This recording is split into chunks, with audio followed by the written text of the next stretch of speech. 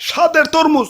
গত বছর তরমুজ বেচা R15 কিনছি, এইবার ইনশাল্লাহ প্রাইভেট কার কিনুম। ওই তরমুজ রন তাজা তাজা তরমুজ রন দেখালন বেচালন। আমি অসাধু ব্যবসায়ীর মতো কেজি হিসেবে তরমুজ বেচি না, পিস হিসেবে বেচি।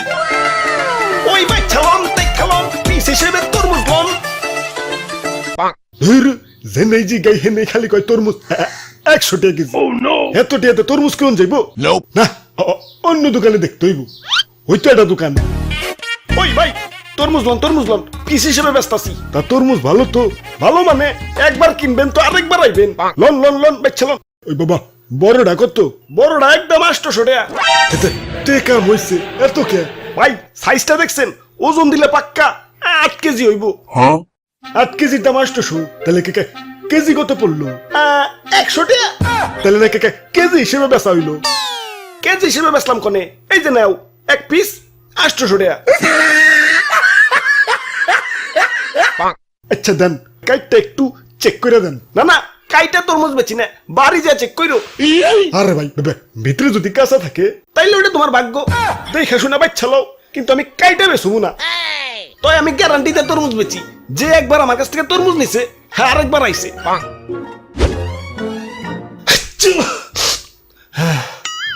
হাই রে ঠান্ডা লাগছে রে ভাই, এটা তরমুজ দাও সে। এই লন 800 টাকা। আচ্ছা 700 টাকা রাখো, দাও কাইটা দাও। কাইটা তরমুজ বেশি না, নিলে নাও না নিলে যাও, ডিস্টার্ব করো না। আব্বে হালায়, অন্য দোকানদাররা তো ঠিকই কাইটা বেচে, তাইলে নাইছো কে? অন্য দোকানে যাও। আমি কাইটা বেশি না। ইয়ে মানে তাহলে বুঝুন কেমনে যে ভিতরে কাঁচা না পাকা? এই যে তরমুজ ধরে এমনি করে একটা থাবড় দিবে।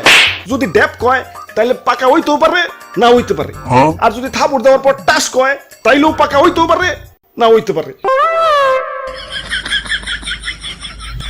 ধর্মিয়া কি তরমুজ দিচ্ছেন? বাড়ি না একটা দেহি তরমুজ কম লাউ বেশি দেখা যাইতেছে। মিশামিশি গ্যারান্টি দিচ্ছেন মিয়া। দেন বাবা পাল্টিয়ে দেন। পাল্টিয়ে দিতাম, কিন্তু তুমি তো কাইটা রিজেক্ট বানিয়ে ফেলাইছো, এখন তো পাল্টিয়ে দেন যাবো না। আর গ্যারান্টি তো ঠিকই দিছি, একবার তরমুজ কিনবে তো আরেকবার আইবে, আরেকবার তো ঠিকই আইছো। কি ভাই আরেকবার আইছে না? ভাগ্য ভালো না, আমার হ্যাঁ জারি দিতেছে। ওই তুমি কোনে যাও? না ভাই আমি তরমুজ নিব না। ভাই তরমুজ নিবি না তাহলে দাম কইলি কে? দে টাকা দে। আমি ফাইসা গেছি মাইন কারছি পাই।